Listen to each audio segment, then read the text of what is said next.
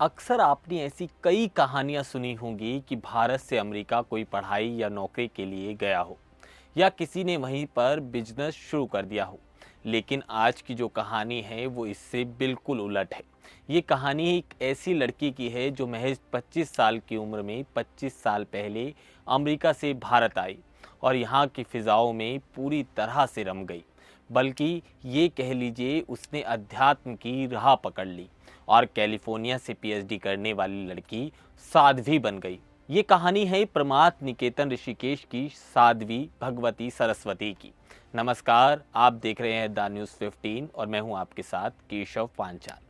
साल 1996 की बात है जब अमेरिका से एक लड़की, जहां वो कैलिफोर्निया में पढ़ा करती थी एक यूनिवर्सिटी में, वहां से पीएचडी कर रही थी। स्वभाव से बड़ी चंचल थी, लेकिन आचार विचार से ये लड़की बड़ी ही शालीन थी। जन्म से ही ये शाकाहारी थी। खान पान की बात करें तो बड़ा सहजता वाला वो खान पान था और जो उसे इस बात को लेकर लगातार तानों का सामना भी करना पड़ता था। अक्सर उसके दोस्त ये कहते थे कि तू क्या कर रही है, तुझे तो इंडिया में होना चाहिए। बचपन से स्विट्जरलैंड में रहने वाली लड़की कई देश घूम चुकी थी, पर अभी भी वो शाकाहारी भोजन करती थी। जब भी शाकाहारी भोजन का नाम आता था तो उसको भारत का ताना दिया जाता था और वो भारत का नाम बार बार सुनती थी कि आखिरकार भारत का जिक्र उसके सामने इतनी बार क्यों आता है। इसके साथ ही फिर बार बार उसने हिंदुस्तान का नाम सुन के अपना इरादा बना लिया कि वो एक बार भारत ज़रूर आएगी। शाकाहारी भोजन की तलाश में वो भारत पहुंच भी गई। इस लड़की ने जब धर्म और अध्यात्म की बात करें तो उस वक्त दूर से दूर तक इस लड़की का कोई नाता धर्म और अध्यात्म से नहीं था। ये लड़की थी जिसे अपने दोस्तों के साथ घूमना, मस्ती करना बड़ा पसंद था, लेकिन खाने में सिर्फ शाकाहारी भोजन ही पसंद था। उस समय इंटरनेट का उतना बोलबाला तो नहीं था, ना एंटरटेनमेंट के लिए इतना कुछ होता था, तो लोगों को लगता था कि घूमने फिरने के लिए उन्हें अपनी सारी चीज़ों को साझा करना पड़े और सबसे बड़ा एंटरटेनमेंट घूमना फिरना ही उस वक्त देखा जाता था। तो वो जो इंडिया की प्रमुख जगह थी उन्हें जानने और समझने के लिए उसने एक बुक खरीदी। उस बुक का नाम था लोनली प्लेनेट। उसके बाद उसने उस किताब को पढ़ना शुरू किया और क्योंकि उस समय की बात करें तो उस किताबों के उपयोग से ही इधर उधर घूमा जाता था और जो किताबें थी वो ख़ास तौर से गाइड का काम किया करती थी। साध्वी बनते ही जैसे उन्होंने किताब खोली, या कह लीजिए उस समय उन्होंने उस किताब को खोला, तो उसके पहले पन्ने पर जो लिखा था वो नाम था ऋषिकेश का। फिर क्या, उन्होंने मन बनाया और वो ऋषिकेश पहुंच गई। ऋषिकेश आकर उन्होंने एक होटल लिया और वो गंगा के लहरों को अपने होटल की खिड़कियों से अक्सर निहारा करती थी और बहती हुई गंगा की जो खूबसूरती थी उसे मन में उतार कर सपने सजोया करती थी। जब उन्होंने लोगों को गंगा में नहाते हुए देखा और उसके जल को आँखों में और पीते हुए देखा, साथ ही गंगा के आसपास लोगों को और ब्राह्मणों को पूजा पाठ करते हुए देखा और साथ में जो गंगा के आसपास जो मंदिर मौजूद हैं वहाँ पर भजनों और घंटों की आवाज़ सुनी, तो उन आवाज़ों ने उस महिला को अपनी तरफ आकर्षित किया। तो उन्होंने गंगा और अध्यात्म को जानने और समझने के लिए अपने प्रयास शुरू कर दिए। वो होटल की बजाय अब गंगा में स्नान करने लगी। वो अब होटल के बाथरूम का इस्तेमाल नहीं करती थी। गंगा किनारे बैठकर वो कल कल बहती गंगा नदी को निहारती रहती। उसे एक अजीब सी शांति और सुकून की अनुभूति वहाँ बैठकर होती। ऐसी शांति जो मानो उसने आज तक जीवन में कभी महसूस नहीं की थी। इसके बाद साध्वी भगवती सरस्वती बताती हैं, क्योंकि ये पूरा उनकी ज़ुबानी हम उनकी स्टोरी आपको बता रहे हैं, कि होटल से गंगा को निहारना वो एक आम सा हो गया। पर जब जब वो गंगा को देखने जाती थी तो रास्ते में पड़ता था परमार्थ निकेतन आश्रम। एक दिन अचानक वो आश्रम पहुंच ही गई, क्योंकि रोज़ाना वो निहारती थी और उनको लगा कि अब उन्हें आश्रम में ही रहना चाहिए होटल से निकलकर।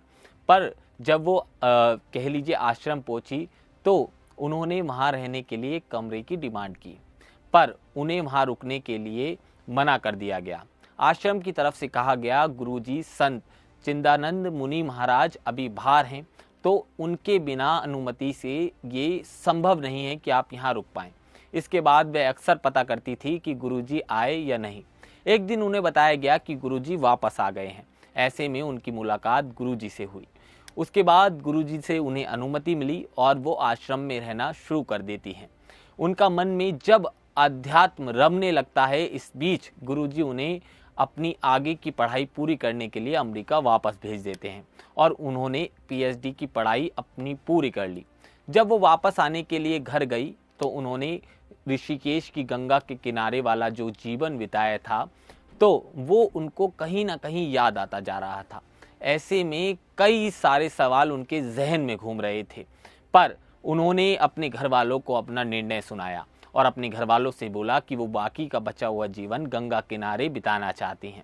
ऐसे में जब उन्होंने ये बात बोली तो पूरे घर में बवाल मच गया कि उनके पिता पेशे से एडवोकेट थे और माँ थी, वो अपने वकील पिता और माँ की इकलौती संतान थी और अब वो अध्यात्म में जाने को तैयार थी, मगर माँ बाप भेजने को राजी नहीं थे। ऐसा लग रहा था माँ बापों को कि बेटी पूरी तरह से भटक चुकी है और इस किसी भारतीय बाबा के चक्कर में पड़ गई है। लेकिन इस बीच गुरुजी का अमेरिका जाना हुआ और वहाँ पर इन साध्वी जी के परिवार से गुरुजी की मुलाकात होती है। जब जाकर उनका परिवार पूरी तरह से आश्वस्त हो जाता है कि उनकी बेटी एक सुरक्षित हाथों में है। इसके बाद वो अपने आश्रम उन्हें ले आते हैं और उनका परिवार भी आश्रम आने की सहमति दे देता है। तो यहाँ तक का जो जीवन है बड़ा ही कह लीजिए सौंदर्यकरण से भरा हुआ है और बड़ा ही प्रेरणा देने वाला है। अब बात करते हैं अभी मौजूदा समय की, क्योंकि पिछले 25 सालों की बात करें तो वो भारत में ही रह रही हैं भगवती सरस्वती जी, और आप उनसे बात करेंगे तो उनकी हिंदी बड़ी ही अद्भुत है और वो अद्भुत तरीके से हिंदी बोलती हैं। जब उनसे पूछा जाता है कि आपकी जो हिंदी की समझ है बेहद चौंकाने वाली है और ये आपको कैसे आई, तो जब साध्वी कहती हैं कि भारत में रहकर उन्होंने भारत के लोगों से बड़ा कुछ सीखा है, हिंदी भी यहीं से सीखी है, ये सब कुछ माँ गंगा की कृपा से संभव हुआ है। साध्वी भगवती सरस्वती कई सामाजिक संगठनों से जुड़कर मानव सेवा कल्याण के कार्य कर रहे हैं। वो 50 से ज़्यादा लोगों को अध्यात्म योग सिखा रही हैं। इसके साथ ही ध्यान और जीवन जीने की कला के बारे में ज़बरदस्त तरह से लोगों को बताती हैं। हाल ही में उन्होंने अपने जीवन पर आधारित एक किताब यात्रा जो लिखी है, उसका नाम है हॉलीवुड टू दी हिमालय। ये किताब बड़ी चर्चाओं में है और हर कोई इस किताब को पढ़कर बड़ा मोटिवेट महसूस कर रहा है। तो ये ऐसी साध्वी की कहानी है जो आपको अंदर से हिला देगी, क्योंकि आपने अक्सर जो विदेशी बच्चों को देखा है, उनका जो चाल चलन देखा है या फिर कह लीजिए अध्यात्म से बड़ी दूर उन्हें अब तक देखा है, ये साध्वी भगवती की कहानी ऐसी है जो उन बच्चों को भी बड़ी प्रेरणा देती है और अपने आप में हैरत अंगेज कर देती है कि जब अध्यात्म लोगों को खींचता है तो वो खुद में बसा लेता है और उसके बाद जो सुख और जो परम सुख मिलता है, उसके बीच का जो चैप्टर है वो अध्यात्म है, वो ध्यान है और साध्वी उसी को बड़ी बारीकी से बताती हैं। आपको हमारी ये कहानी कैसी लगी हमें कमेंट सेक्शन में ज़रूर बताइएगा। नमस्कार।